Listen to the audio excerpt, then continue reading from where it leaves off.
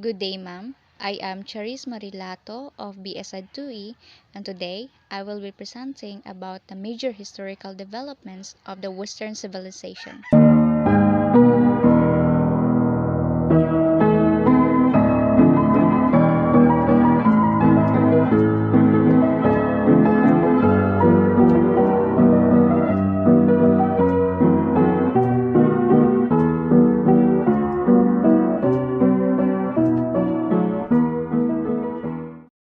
Western civilization traces its root back to Europe and the Mediterranean. It is linked to the Roman Empire and with medieval Western Christendom, which emerged from the Middle Ages to experience transformative episodes as the Renaissance, the Reformation, the Enlightenment, and the development of liberal democracy. The philosophy of Western civilization is said to originate in ancient Greece. There it revolved around three of the world's most well-known thinkers, Socrates, Plato, and Aristotle. Unfortunately, this is not where we will begin our study. While Socrates might have been one of the world's greatest thinkers, his philosophy was based on the men that came before him. The philosophical fertility present in ancient Greece was more than abundant by the time the Big Three came around. This early era is often referred to as the pre-Socratic philosophy, quiet literally meaning philosophy before Socrates. It was here that more than 100+ philosophers attempted to make a name for themselves. Plato was an ancient Greek philosopher who laid the foundation for Western thought. He founded the world's first formal institution for higher education, the Academy in Athens, and was a mentor to Aristotle and other famous philosophers. Another key figure is Jesus Nazareth, or Jesus Christ as he is commonly called. Jesus Christ has inspired great works of art like Leonardo da Vinci's The Last Supper and has shaped the course of world history. Jesus Christ remains a consistent focal point of Western civilization. The scientific revolution took place between the mid-16th century and the 18th century and was characterized by the emergence of modern science. Isaac Newton, one of the most influential figures of scientific revolution, discovered universal gravitation and the laws of motion. Nicholas Copernicus and Galileo Galilei discovered the heliocentric view of universe, or the understanding that the sun is at the center of our solar system. One of the highlighted events in Western civilization is that Charles V was the ruler of the both Spanish Empire as Charles I from 1516 and the Holy Roman Empire as Charles V from 1519 until his voluntary abdication between 1554 and 1556.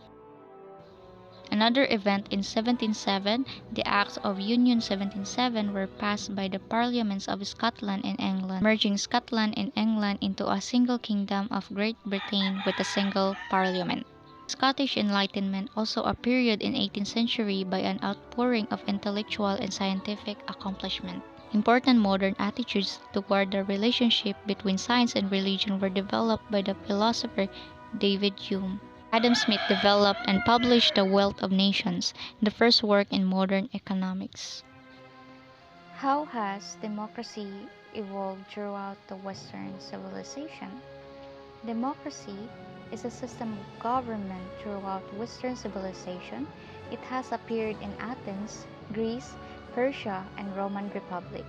In the 5th century, the Greek city-state of Athens created the first political system created. And democracy in the Western civilization has made an impact on how our political systems work today. The evolution of democracy is very important. The ancient Greeks were the first to create a democracy. The word democracy comes from two Greek words that means people or demos and rule or kratos. Democracy is the idea that the citizens of a country should take an active role in the government of their country and manage it directly or through elected representatives.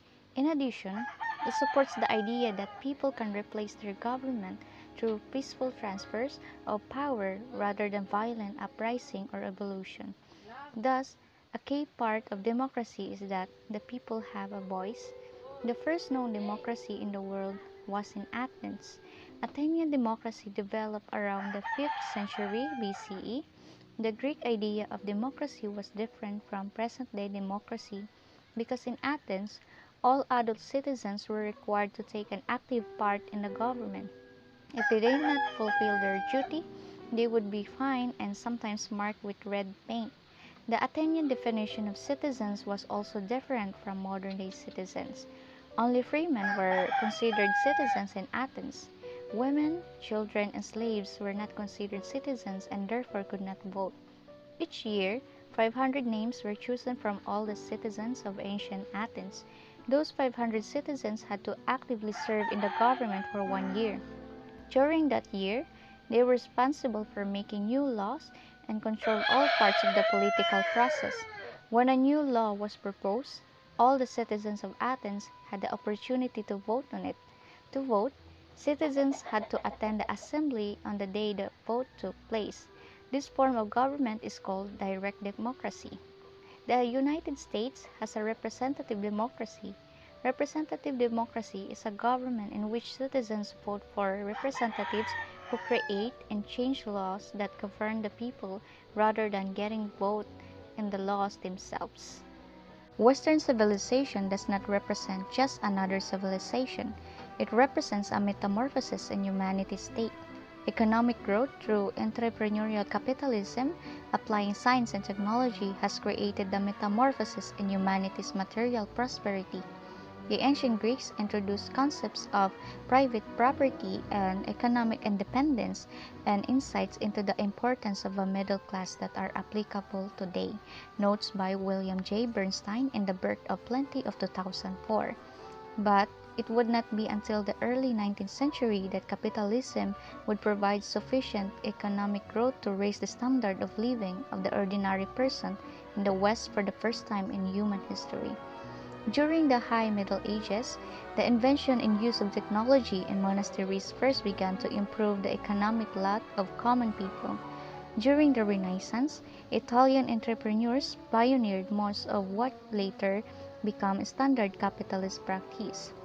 Partnership agreements, holding companies, marine insurance, credit transfers, double entry bookkeeping. Italy was also the first to appreciate the critical importance of protection of intellectual property through patents. The Dutch prosperity that emerged after 15th century was a product of individual freedom following the Reformation and copious funds for investment. These developments improved individual well-being, but at a glacial pace. Between 15 and 1820, the average Western European gross domestic product grew at a rate of about 15% per year, says Bernstein. The first systematic analysis of equality as a concept comes from the Greeks of the classical age, which is perhaps not surprising given their intense interest in mathematics. One of the most true of these early systematic explorations of equality was undertaken by Aristotle in several of his works. In his investigation into the virtue of justice into the Nicomachean Ethics, Aristotle uses the Greek word for equal or isos, but it gives it a meaning that is more akin to fairness. Equality is a state to be striving for, intermediate between giving someone more or less than he or she is due relative to a specific activity or social realm. In disputes over contracts, for instance, a judge must determine the differences in harms inflicted by the breaking of a contract and restore the position of equality by subtracting the profit the offender has reaped from the infraction. According to the world and European history, the ancient Greeks and Romans has a huge amount of influence on civilization over Western countries, as well as the continents and countries around the Mediterranean Sea. Both Greeks and Romans founded arts, politics, literatures, theater, philosophy, and so on. Before the ancient Greeks collapsed, there was an overlapping period of time of the Greeks and Romans. As a result, these great two empires shared several similar cultures and civilizations. Particularly, some of the Roman arts were influenced or inspired by Greek thought and style. However, the similarities and differences of the Greeks and Romans arts are somehow will be explained. The Greek arts will be presented by one of their outstanding architectures called Parthenon, while Colosseum will be used to illustrate Roman arts. Ancient Greeks rest on principles of individualism and individual rights, especially legal rights, which are more fundamental than democracy and also much newer. Democracy, after all, is an ancient Greek word for rule by the many, and democracies have not until quite recently been regarded as very good or fair types of governments. The many can oppress the few quite as easily as the reverse, and the notion of individual rights actually has more to do with limiting the power of any government, whether by the many, or by a king, or by a party, to treat individuals unjustly.